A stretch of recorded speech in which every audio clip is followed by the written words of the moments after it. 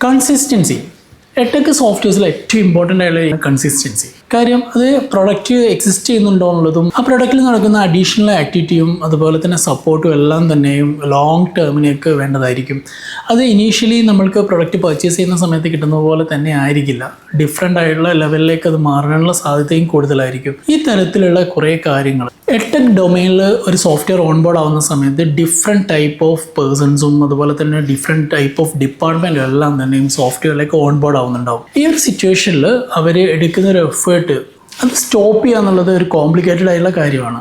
കൂടാതെ സ്റ്റുഡൻസിൻ്റെ പ്രോഗ്രസ്സും അതിന് റിലേറ്റഡ് ആയിട്ടുള്ള റിപ്പോർട്ടുകളും എല്ലാം തന്നെയും ഈ ഒരു സിസ്റ്റത്തിനെ ഡിപ്പെൻഡ് ചെയ്തിട്ടായിരിക്കും റൺ ചെയ്യുന്നുണ്ടാവുന്നത്. ഇതിനെല്ലാം തന്നെയും പിന്നീട് മൈഗ്രേറ്റ് ചെയ്യുക എന്ന് പറയുന്നതും ഒരുപാട് കോംപ്ലിക്കേറ്റഡ് ആയിരിക്കും.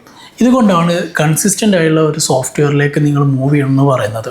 ലാസ്റ്റ് അറൗണ്ട് 12 ഇയേഴ്സിൻ്റെ എക്സ്പീരിയൻസിൽ എഡ്ടെക് ഡൊമൈനിലുള്ള മൾട്ടിപ്പിൾ പേഴ്സൺസിൻ്റെ അടുത്ത് ഇൻട്രാക്ട് ചെയ്തതിൻ്റെ അടിസ്ഥാനത്തിൽ എനിക്ക് മനസ്സിലായ കാര്യം, പലപ്പോഴും ഒരു കോസ്റ്റ് എഫക്റ്റീവായിട്ട് അല്ലെങ്കിൽ കോസ്റ്റ് കുറഞ്ഞുള്ള ഒരു പ്രൊഡക്റ്റിനെ ചൂസ് ചെയ്യുക എന്നുള്ളിടത്തേക്ക് എഡ്ടെക് ഡൊമൈനിലുള്ള ഒരുപാട് പേര് എത്താറ്. എന്നാൽ നിങ്ങൾ ഉദ്ദേശിക്കുന്ന ഫീച്ചേഴ്സോട് കൂടിയിട്ടുള്ള ആപ്ലിക്കേഷൻസ് ഇത്ര കോസ്റ്റിന് അവൈലബിൾ ആയിരിക്കുമോ എന്നുള്ളത് കാൽക്കുലേറ്റ് ചെയ്യാൻ നിങ്ങൾക്ക് പലപ്പോഴും സാധിക്കാറുണ്ടാവില്ല. ഇങ്ങനത്തെ ഒരു സിറ്റുവേഷനിൽ നമ്മൾ മനസ്സിലാക്കേണ്ട കാര്യം, നമ്മൾ ബിസിനസ് ഗ്രോ ചെയ്യണമെങ്കിൽ നമ്മൾ ഏറ്റവും പവർഫുൾ ആയിട്ടുള്ള ബാക്ക് എൻഡ് നമുക്ക് വേണം എന്നുള്ളതാണ്. ഡാറ്റ ഡ്രിവൺ ആയിട്ട് വർക്ക് ചെയ്യാനും വേണ്ടിയിട്ടും അതുപോലെ തന്നെ സ്റ്റുഡൻസിന് ഈസി ആയിട്ട് കോണ്ടന്റുകൾ പ്രൊവൈഡ് ചെയ്യാനൊക്കെയും എഡ്ടെക്കിൽ ഏറ്റവും ബെസ്റ്റായിട്ട് ഓപ്ഷനാണ് ലേണിംഗ് ആപ്പും അതുപോലെ തന്നെ ERP സൊല്യൂഷനൊക്കെയും. ഇങ്ങനെയുള്ളൊരു കറക്റ്റ് സിസ്റ്റം നിങ്ങൾക്കുണ്ടെങ്കിൽ നിങ്ങളുടെ ബിസിനസ് ഈസി ആയിട്ട് ഗ്രോ ചെയ്യുന്നതായിട്ട് നിങ്ങൾക്ക് ഐഡൻറ്റിഫൈ ചെയ്യാൻ വേണ്ടി സാധിക്കും. ഇതുകൊണ്ടാണ് കൺസിസ്റ്റൻസി അത്രയ്ക്കും ഇമ്പോർട്ടൻ്റ് ആണെന്ന് പറയുന്നത്. ഒരു ലോങ് ടേം വിഷനോട് കൂടി നിങ്ങൾ ചെയ്യാൻ പോകുന്ന ഒരു ബിസിനസ്സിനെ അല്ലെങ്കിൽ നിങ്ങൾ റൺ ചെയ്തുകൊണ്ടിരിക്കുന്ന ഇൻസ്റ്റിറ്റ്യൂട്ടിനെ നിങ്ങൾക്ക് കറക്റ്റായിട്ടുള്ള ഗ്രോത്തിലേക്ക് കൊണ്ടുപോകണമെങ്കിൽ കൺസിസ്റ്റൻ്റ് ആയിട്ടുള്ള സർവീസും സപ്പോർട്ടും എല്ലാം പ്രൊവൈഡ് ചെയ്യുന്നൊരു കറക്റ്റ് പ്രൊഡക്റ്റുകൾ തന്നെയാണ് നിങ്ങൾക്ക് വേണ്ടത്.